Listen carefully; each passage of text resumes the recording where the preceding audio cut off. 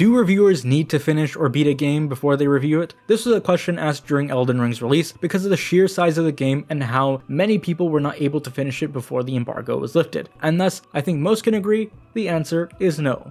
So in my case, I haven't completed the game. I haven't rolled credits, I haven't even confronted Ganondorf yet. Though I am just about to at the time of writing this. But with that being said, I can absolutely tell you that this game is definitely one of the best games of all time. And while some of you may say it's overrated, which, fair, to each their own I suppose, you cannot deny the sheer influence Zelda as a franchise has had over the years, especially with the likes of Ocarina of Time and Breath of the Wild. And now joining the ranks, I present to you Legend of Zelda: Tears of the Kingdom.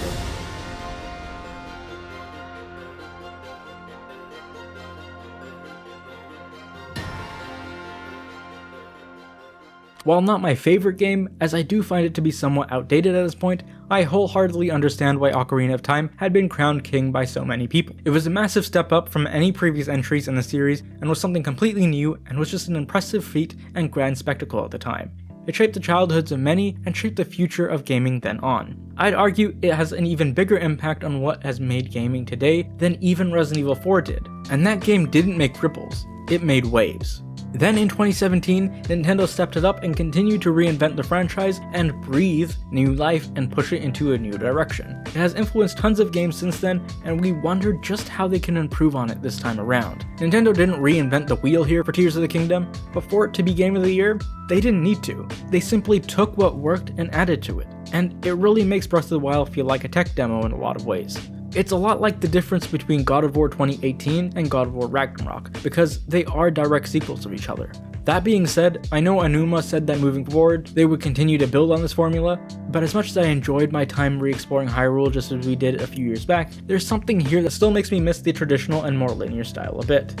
And I'm sure Nintendo will find a new way to surprise us, but as it currently stands, I find it difficult to see them really adding enough once again to separate it as its own game. It's a bit like the worry we had going into this one, except doing it again, well, let's just say Ryuju's lightning doesn't always strike the same place twice. But then again, this game came as a surprise, so I really hope I'm wrong here. I'm not sure if this is because I have grown used to Zelda games now, as Breath of the Wild was my first. I found this game did a much better job at introducing the gameplay, the mechanics, and its world to you in its prologue sequences in the sky than Breath of the Wild managed to do. Before getting started, I was worried about the use of new mechanics and sandboxness and wasn't sure how I would feel about them. I was afraid I may not like them, but luckily, because of how well done that intro section was, I felt like I had a decent grasp on it. Though, it does take a little bit of getting used to some of these abilities, some of which you forget you have, but it's not overused. These new elements make the gameplay more fun and exciting and creative, though I can't tell you how many times I initially kept pressing on R instead of L as the rotation would be R2, and not R2, but I mean R as well.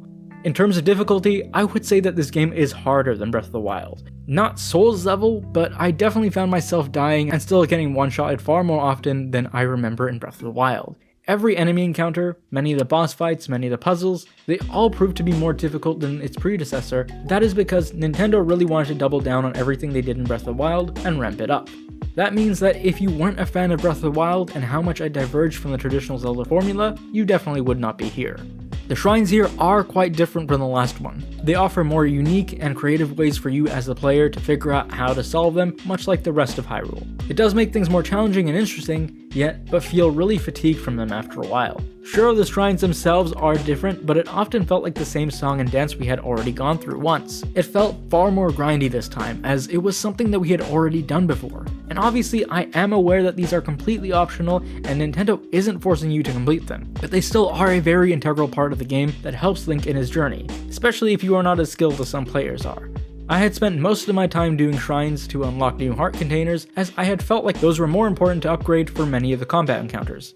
Yes, stamina is important, but I didn't focus as much on it because climbing, swimming, and gliding felt more manageable than always being one-shotted nearly every time. That's not to say I didn't spend on stamina at various different points, but my focus was mostly on there. However, nearing the end of the game, one particular boss battle felt very challenging, and thus I realized I perhaps need better gear. That is when I went to upgrade my armor through the Great Fairies, but the armor I wanted to upgrade was the Champion's Tunic. But in order to upgrade the tunic, you need a dragon scale, and without divulging into too many spoilers, I figured I might as well also recover the Master Sword. But in order to do that, it requires you to completely drain your stamina meter.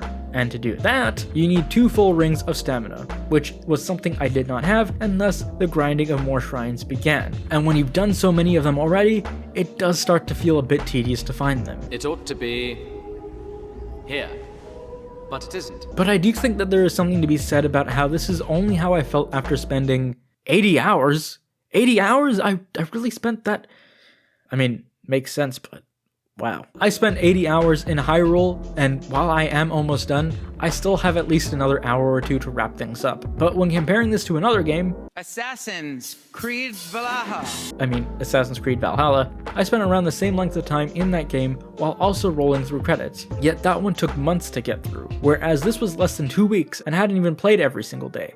But with Valhalla, I honestly would have to play the game in short bursts because of how tired I would be just after a couple hours or so. And with Tears of the Kingdom, I was lost in Hyrule for hours and hours on end without even realizing. This is a real testament to Nintendo and their abilities to create big, sprawling open worlds that actually mean something. Whereas Ubisoft and many other publishers these days cannot make an effective open world. Nintendo also did something that diverges from the trend we see these days, which is not rushing out a game. And I know, you think I'm about to share that Miyamoto quote with you, right?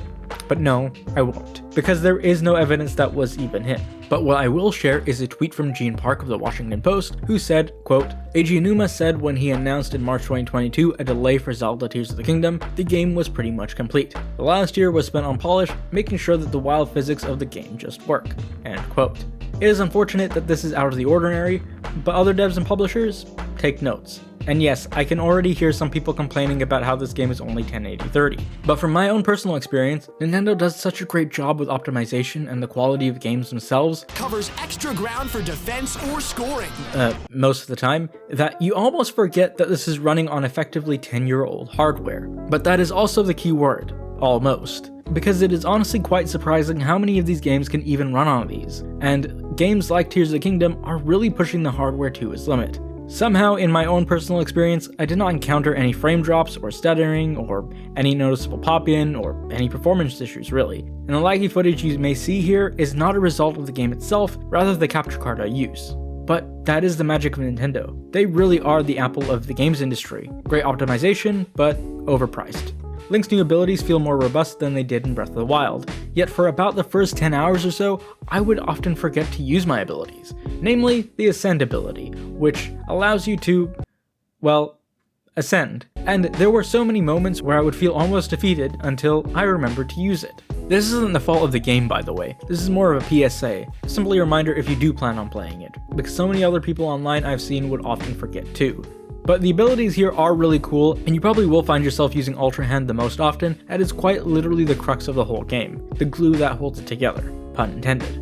But aside from the ones that you see in the wheel, you are also able to use sage abilities from the companions that follow you along. While they are super useful in combat and traversal, I do wish that these abilities were mappable in some sort of wheel like the others. Maybe expand the wheel itself, or even include a secondary wheel that appears when you hold down L and R3. I say this because there were so many times when I'm in the middle of an enemy encounter and I attempt to use their ability, but I often find them distancing themselves from me, or just simply not following when I need them to. And this slight divergence can spell immediate death, even if you are a few seconds off at times. Whistling does help, but I do think including an additional wheel as well would have been more intuitive. I mean, if we have 2 ways of accessing the map, I don't see why we couldn't here as well. Also, they get in the way when you're trying to pick something up or loot something, and it can get pretty annoying sometimes. But you know what is more annoying? The Koroks. It's no wonder why so many people are crucifying them.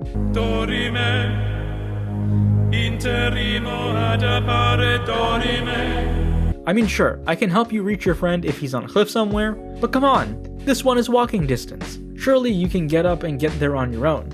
But nope, apparently not. Jokes aside, kinda, Korok seeds are somewhat useful because, like in Breath of the Wild, you can upgrade inventory space with it. But after a while, I tend to just ignore them and let them squirm in their backpacks. Hey, at least I'm not roasting them.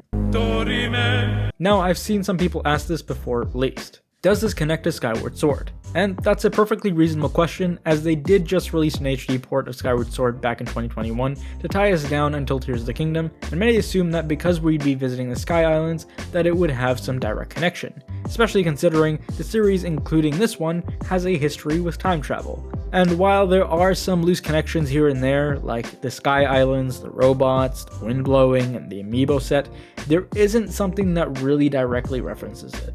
And this is something I really hope to see in the franchise in the future, actually having direct connection and having a more solid continuity, which this series seems to lack. Even the timeline we do have is pretty fickle and is always subject to change. The first official timeline we got was Hyrule Historia, but that was quickly retconned when they released the Zelda Encyclopedia.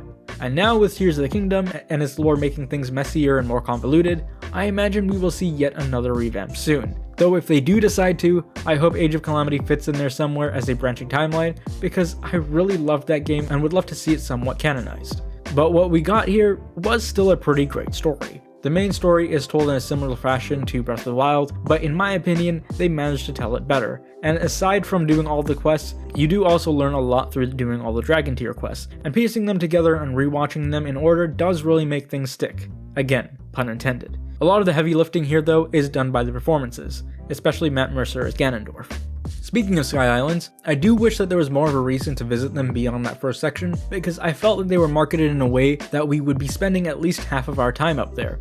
But honestly, I rarely visited them, beside the few missions and shrines located up there, because most of the main stuff is centered on the surface. This isn't necessarily a bad thing, but I do wish that there was more of a reason to have them, rather than them just kind of being there. Oddly enough though, I think I spent more time in the chasms than I did in the skies, which, if I remember correctly, had little to no marketing. Now, I'm not sure how they would be able to tiptoe the line between effectively using it and feeling like grind, but those did feel like a little bit of wasted potential here.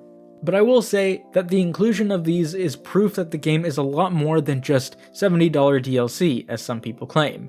And even if they didn't add these, it is still quite vastly unique. I think that in and itself is a major achievement for Nintendo to be able to reuse assets and the map, but still make it feel new.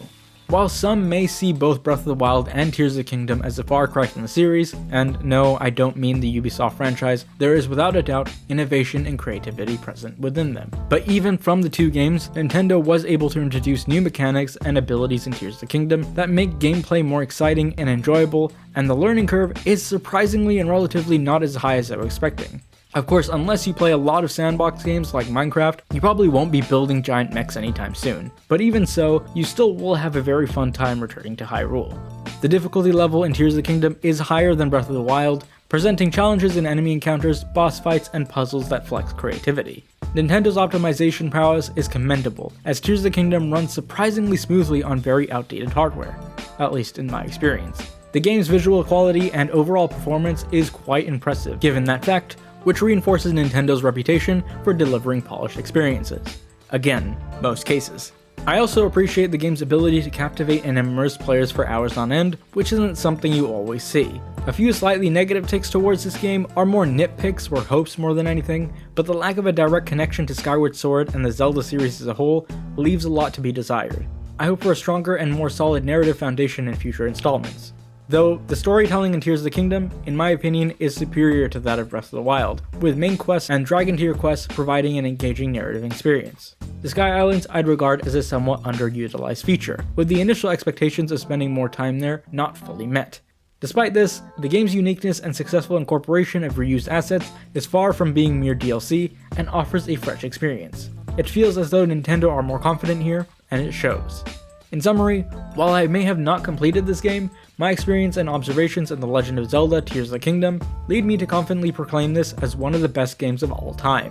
Nintendo's ability to build upon their previous successes, the game's challenging gameplay, and the captivating storytelling all contribute to its S-tier quality. Despite some very minor flaws and missed opportunities, Tears of the Kingdom proves to be a worthy addition to the legendary Zelda franchise. Wow, so I actually did end up finishing Tears of the Kingdom. I did beat the game, I did roll credits after all, even before I have this review out. But I have to say, Nintendo, you really outdid yourselves here. I now have 90 hours in it, and it was just an overall fantastic game, and I'm looking forward to see where they go next with this series. But now that I have you here, if you enjoyed that video, please leave a like, and if you want to check out my other reviews, click on this playlist right here, or one of the links down in the description below. And on that note, I will see you soon.